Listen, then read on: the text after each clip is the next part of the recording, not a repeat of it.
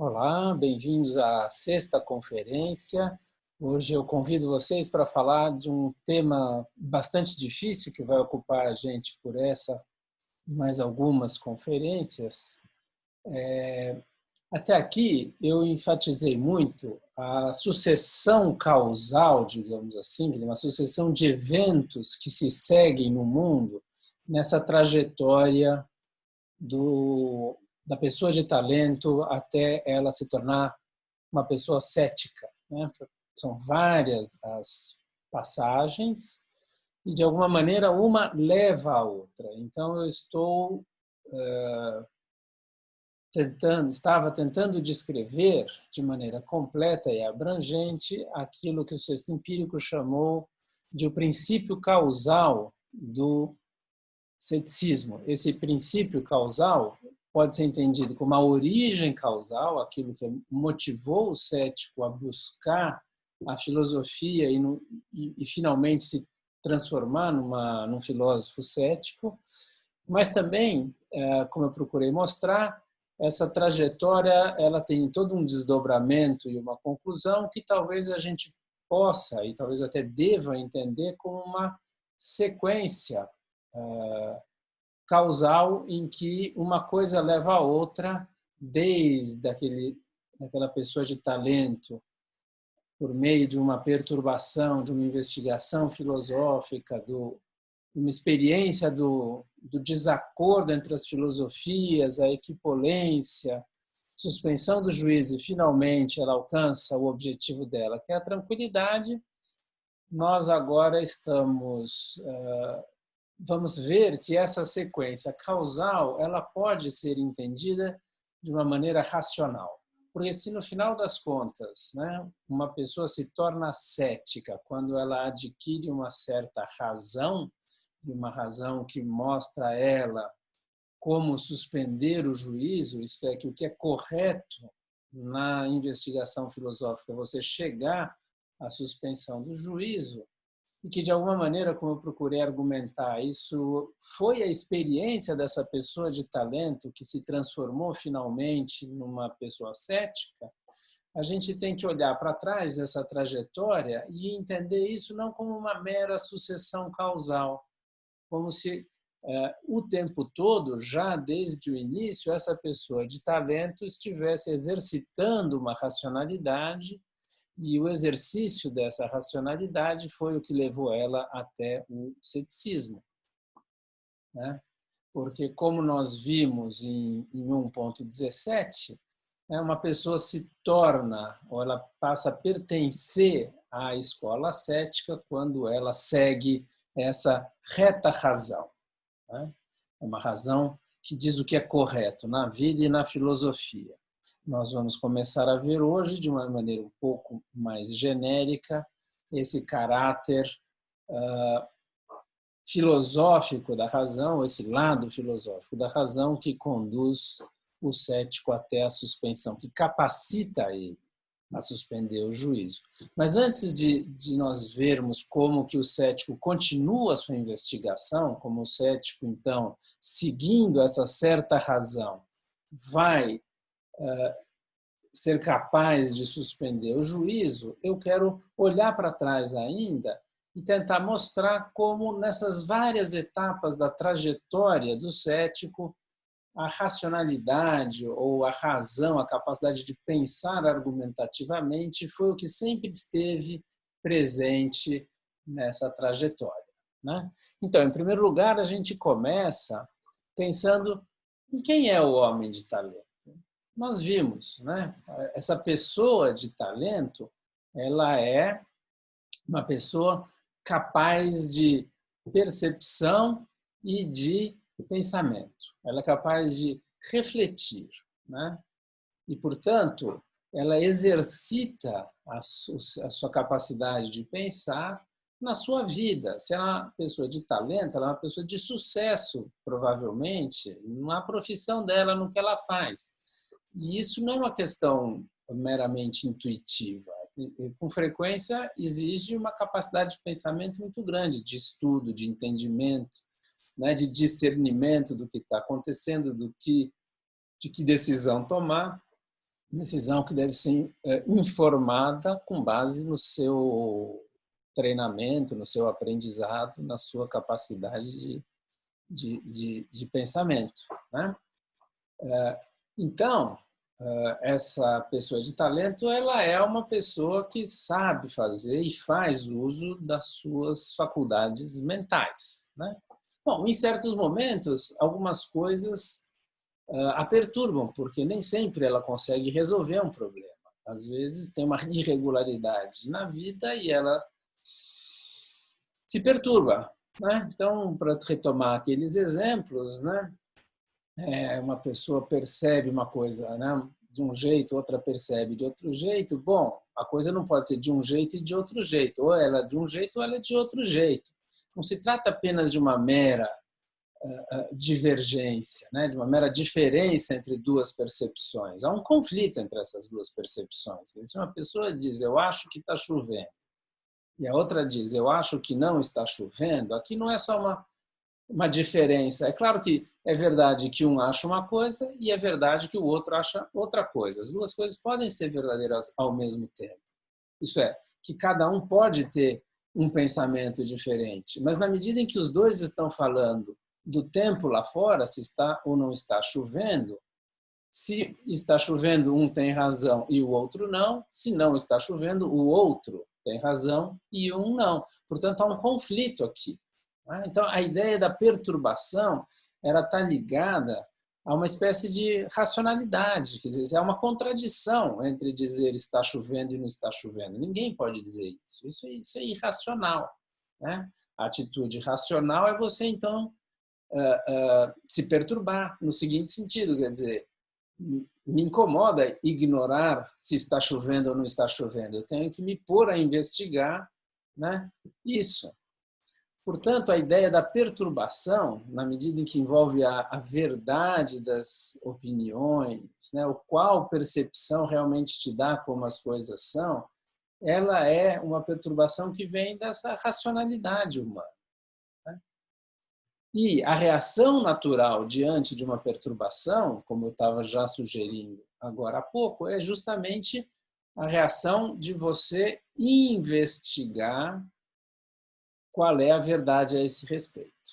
Tá? E essa, então, é uma reação, se você se perturbar, é uma reação natural, se você é uma reação racional, né, que depende de uma certa racionalidade, né, a decisão de investigar, né, qual percepção é verdadeira e qual é falsa, qual opinião é verdadeira e qual é falsa, essa é uma atitude racional. Quer dizer, a pessoa de talento ela vai lidar de maneira racional com a sua perturbação. Ela não vai simplesmente afirmar qualquer coisa. Entendeu? Então, está chovendo ou não está chovendo? Bom, a pessoa que falou que está chovendo é mais simpática, a outra é mais antipática. Então, eu vou ficar com a pessoa que diz que está chovendo. Quer dizer, você tomar uma decisão se está ou não está chovendo pela simpatia das pessoas que emitem essas opiniões não é uma atitude racional. A atitude racional é você sair lá fora e olhar como está o tempo, por exemplo, né? Então, a atitude, se a perturbação é uma reação natural de quem exercita o seu pensamento, e nesse sentido é uma reação racional, a atitude de investigar para saber de que lado está a verdade é a atitude racional. Portanto, também aqui, nessa etapa, não é simplesmente uma sequência causal, embora também seja uma sequência causal. Né? A gente pode compreender essa sequência, né, da trajetória do cético como uma sequência em que é uma sequência natural, como eu estou falando aqui, porque o ser humano é naturalmente capaz de pensamento e exercita o seu pensamento. Né? Então é isso, quer dizer, a gente pode ter diferentes maneiras de lidar com as coisas que nos perturbam, com a diversidade das maneiras pelas quais as coisas aparecem para nós, né? Com essa irregularidade no mundo. Bom, uma dessas maneiras é a maneira racional, que é justamente a de investigar cuidadosamente. E a investigação filosófica é uma maneira de investigar isso, né? E na época do sexto empírico era uma das principais maneiras, né? Eu já comentei a atração que os filósofos exerciam sobre as pessoas, porque os filósofos eram pessoas extremamente inteligentes, extremamente capazes, observadoras, e propuseram explicações para dizer o que é verdadeiro, o que era falso, muito sofisticadas, né? Então, a pessoa de talento foi estudar filosofia com a expectativa, né, de que os filósofos realmente pudessem resolver o problema delas, né, e descobrir a verdade a respeito daquelas coisas que pareciam irregulares no mundo, né? No entanto, quando essa pessoa de talento se põe a investigar as filosofias, né, para tentar descobrir a verdade, ela tem essa experiência do desacordo. Ela leu Platão, ela leu Aristóteles, ela leu Epicuro, leu Demócrito, leu Zenão, leu Cleanto, leu uma série de filósofos, e o que ela percebe, né, eu acho que isso é gritante, é algo que salta aos olhos, que os filósofos se criticam mutuamente, né? Faz parte do discurso filosófico a crítica às demais filosofias, quer dizer, você não só argumenta a favor da sua própria visão, mas você, o filósofo, sempre argumenta também contra os outros filósofos. É intrínseco, é constitutivo do discurso filosófico esse posicionamento diante das outras filosofias que são diferentes e que, num certo sentido, são rivais das suas, porque se nem todas podem ser verdadeiras ao mesmo tempo, de fato, se alguma for, né, será só uma que será verdadeira, as demais serão falsas. É necessário, né, é forçoso que cada filósofo combata as outras filosofias na medida em que elas são conflitantes, né? Bom, essa pessoa de talento, ao se deparar com essa experiência do desacordo entre as filosofias, ela não aceitou ainda nenhuma filosofia, ela não tem um resultado, ela ainda está no seu processo de investigação, ela não é nada ainda, ela não é cética, ela não é dogmática, ela não é acadêmica, ela simplesmente está na sua investigação inicial, lá para frente, quem sabe ela chegue a algum resultado, não sabemos qual, né? Poderia ser qualquer um, em princípio, né? Uma pessoa de talento não se torna necessariamente cética, pode se tornar outra coisa também, né? A que nos interessa é aquela que se torna cética, mas isso é contingente, né? É natural, isto é, para uma pessoa que é dotada de uma boa formação, uma capacidade de pensamento, e ela está investigando sem ter tomado partido ainda as diversas filosofias, o que é racional e que eu acho que é natural num certo sentido, né, de uma racionalidade natural, é que essa pessoa examine as diversas filosofias. Ela não vai se limitar a, assim que ela lê o primeiro filósofo, ela vai dizer, não, aqui está a verdade, mas ela leu vários, né? Ela está consciente desse conflito entre as filosofias, né? Então, digamos assim, diante do desacordo, a postura racional é investigar as várias filosofias em conflito, né? Ao menos as principais e os principais textos delas, já que é impossível a gente ler tudo e saber tudo.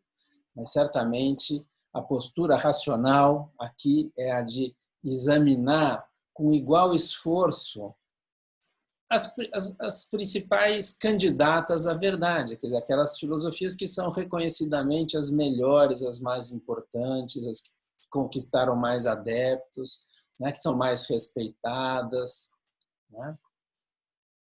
Então, mais uma vez, nessa experiência do desacordo, quer dizer, ter essa experiência e investigar todas, envolve uma postura racional de estar aberto e ir conhecer os argumentos que são ditos a favor disso, a favor daquilo. Se você pega uma tese específica P, então os argumentos a favor de P, os argumentos contra P, e você vai, então, investigar ou examinar um e outro lado da questão, né?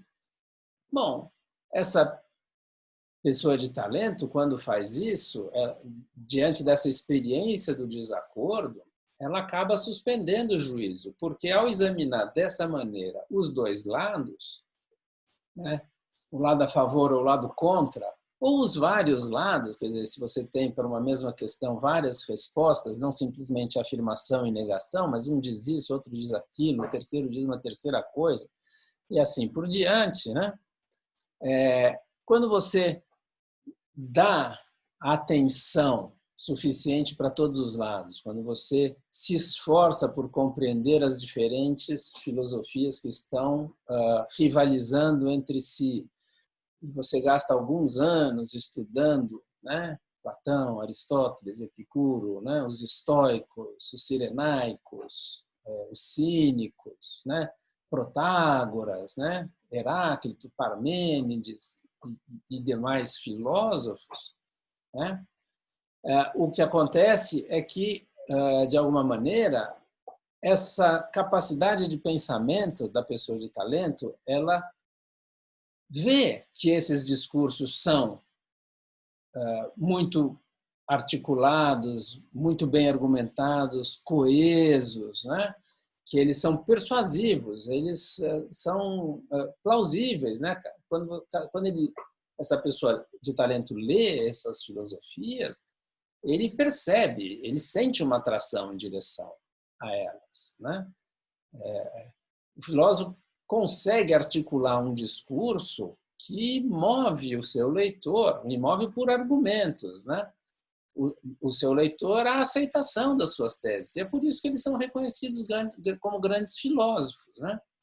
Ora, o que acontece é que aqui, então, quando há uma equipolência, né? Quer dizer, dada a experiência do desacordo e esse exame dos raciocínios de todos os lados, essa pessoa ela é sensível a todos os raciocínios. Em uma certa medida, essa é a racionalidade plena. Por quê? Porque essa pessoa de talento ela foi capaz de perceber a força de todas as filosofias que ele leu, que ele examinou, né? Não é que ele percebe a força de alguns argumentos, por exemplo, ele lê o Epicuro e percebe que o discurso do Epicuro é um discurso forte, persuasivo, realmente parece que ele tem razão. E quando ele lê os argumentos dos estoicos contra os epicuristas, ele fala que esses argumentos são fracos. Mas como são fracos se tanta gente se tornou estoica, se tantas pessoas tão inteligentes leram os estoicos e acharam que o discurso estoico é até mais forte que o discurso epicurista? Então parece que aquela pessoa que se tornou epicurista e lendo os estoicos achou que os argumentos eram fracos, parece que essa pessoa não... A capacidade de raciocinar dessa pessoa, quando leu os estoicos, estava um pouco, digamos assim, impedida, limitada. Por alguma razão, essa pessoa não foi capaz de ver a força do sistema estoico. Porque o sistema estoico também é muito sofisticado, muito bem argumentado, coeso e capaz de persuadir muita gente, né? E vice-versa, quer dizer, se uma pessoa se transformou numa estoica, se a pessoa de talento se transformou numa estoica, e leu Epicuro, e leu Aristóteles, e achou que era uma filosofia mais fraca, com argumentos menos bons, provavelmente essa pessoa de talento que se transformou numa estoica, ela foi capaz de entender a força dos raciocínios estoicos, mas não foi capaz de entender, né, ou de sentir, ou até de compreender a força dos argumentos epicuristas e aristotélicos. Portanto, de alguma maneira, se enfraqueceu a capacidade de pensamento ou a capacidade racional dessa pessoa porque ela não foi capaz de aprender algo que muitos outros filósofos foram capazes de aprender.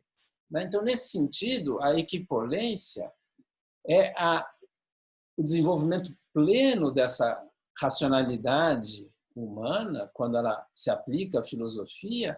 Por quê? Porque mostra que essa pessoa de talento, diante da experiência do desacordo e, portanto, do exame das várias filosofias, dos argumentos e dos raciocínios das várias filosofias, essa pessoa foi capaz de, por meio da sua capacidade de pensamento, desculpa a redundância, né, ser capaz pela capacidade, mas, enfim, quer dizer, usando essa capacidade natural do pensamento, ela foi capaz de compreender a força das diferentes figuras que a racionalidade humana consegue assumir, né? Ou ela foi historicamente desenvolvida, né? Nessa direção, naquela direção, e sempre houve bons raciocínios para ir nessa direção, na outra direção, numa terceira, numa quarta, numa quinta direção, e a pessoa de talento que percebe a equipolência, ela foi capaz de seguir, digamos assim, essa variedade das configurações dos raciocínios humanos de maneira plena. Ela foi capaz de ser sensível à força de todas as diferentes argumentações e todos os diferentes raciocínios filosóficos em defesa das diferentes filosofias. Portanto, então, essa ideia de equipolência, ela parece ser ou refletir o desenvolvimento pleno dessa aposta na razão, né? Que estava sempre presente desde o começo nessa pessoa de talento, e fazer filosofia uma aposta na racionalidade, e parece que essa aposta na racionalidade, quando levada ao seu grau máximo, né, faz com que a pessoa seja capaz de compreender, né, a força argumentativa das diferentes filosofias. Uma pessoa de talento que tenha examinado as diferentes filosofias, mas se tornou dogmática, parece que ela, em algum momento, não foi capaz de exercitar a sua racionalidade até o final. Em algum momento, ela fraquejou. Em algum momento, ela se enfraqueceu. Em algum momento, ela ficou limitada e não foi até onde poderia ter ido, né? Porque se tivesse ido, ela teria percebido a igual força dos argumentos das principais filosofias que foram historicamente se constituíram, né?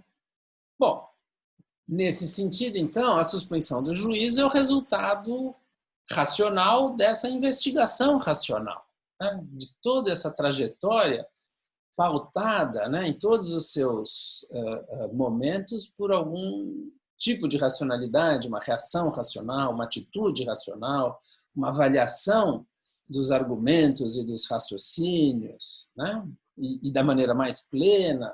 E aí, então, essa pessoa de talento, ela chega a uma suspensão do juízo, que é o resultado dessa trajetória, que não é meramente causal, ela é também racional, né? E o último momento é a questão da tranquilidade, né?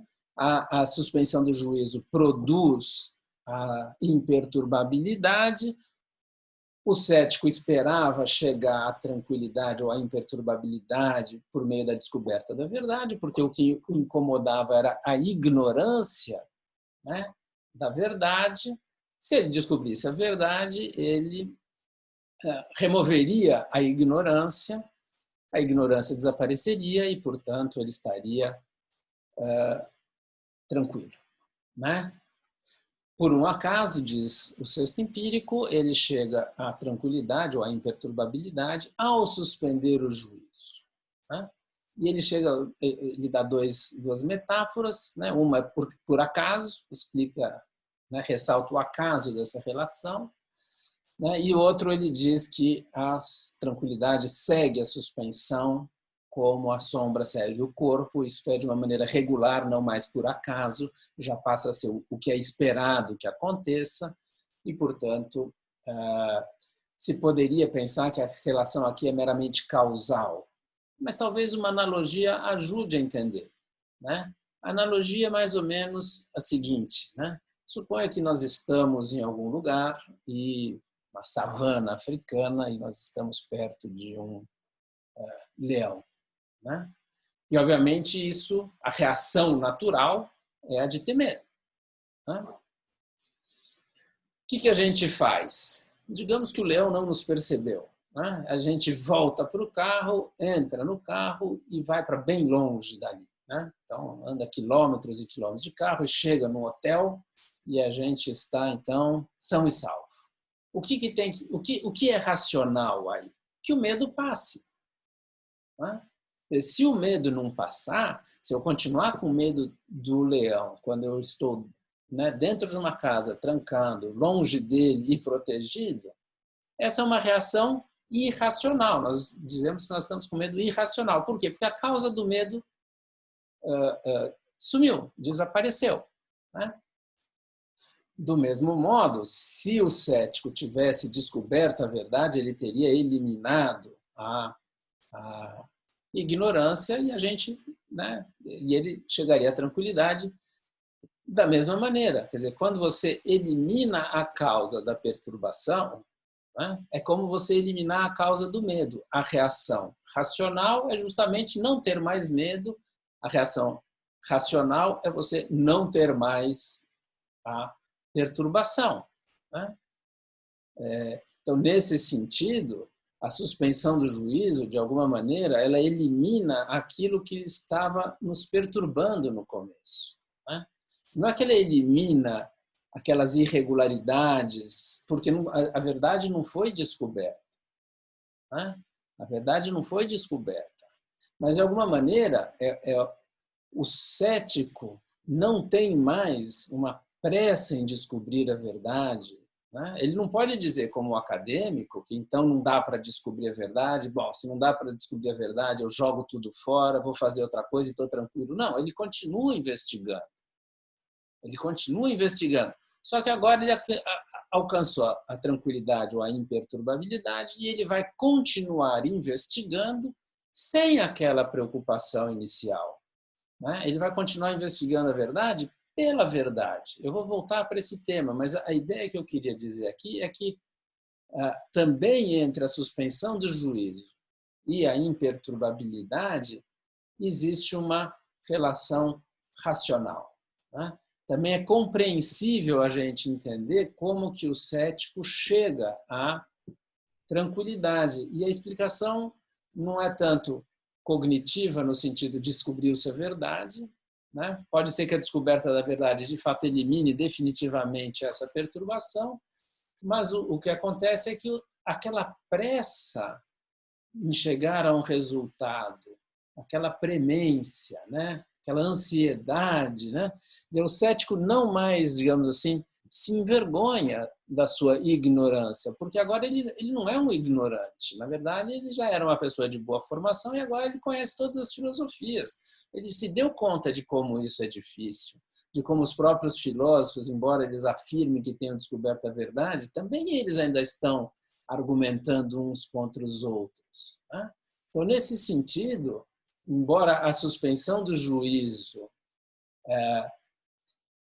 preserve algo da ignorância, no sentido, continuo não sabendo qual é a verdade, de outro lado, há uma diferença entre a ignorância inicial, que é acompanhada de uma perturbação, talvez é o que eu estou sugerindo um pouco aqui, uma certa vergonha de não saber, né?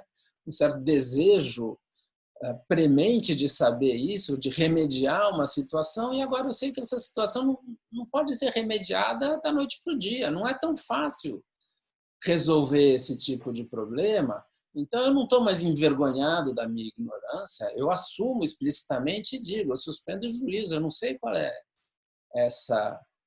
a verdade a esse respeito. Né? E, portanto, eu estou tranquilo, quer dizer, eu ainda não sei, continuarei investigando, eu quero saber a verdade e, no entanto, eu não estou mais perturbado. Dada toda essa experiência do cético, não estar mais perturbado depois de toda essa investigação, né? Não há mais razão para se envergonhar de não saber algo, por exemplo. Né? Eu acho que essa é a reação racional, né? Porque a reação talvez natural também, né? De você passou aquela, né? Mas a curiosidade filosófica continua. Então, eu vou encerrar por aqui essa conferência, porque eu queria era justamente passar por todos os momentos dessa trajetória e mostrar que em cada um deles essa sequência pode ser entendida de uma maneira racional e não apenas causal. Como tem que ser, se eu tiver razão, que a ideia de uma razão cética é a ideia que realmente determina assim, a interpretação do sexto empírico, é a ideia fundamental para a gente entender o ceticismo pirrônico. Né? Essa eu acho que é uma apresentação razoavelmente original do sexto empírico, porque, em geral, como eu falei lá no começo, não se vê o papel que essa certa razão desempenha dentro da escola cética. Não é isso? Então, convido vocês para voltar para a próxima conferência. Eu vou continuar nesse assunto, entrando em questões mais detalhadas e mais específicas da própria argumentação cética. Tá? Então, até lá.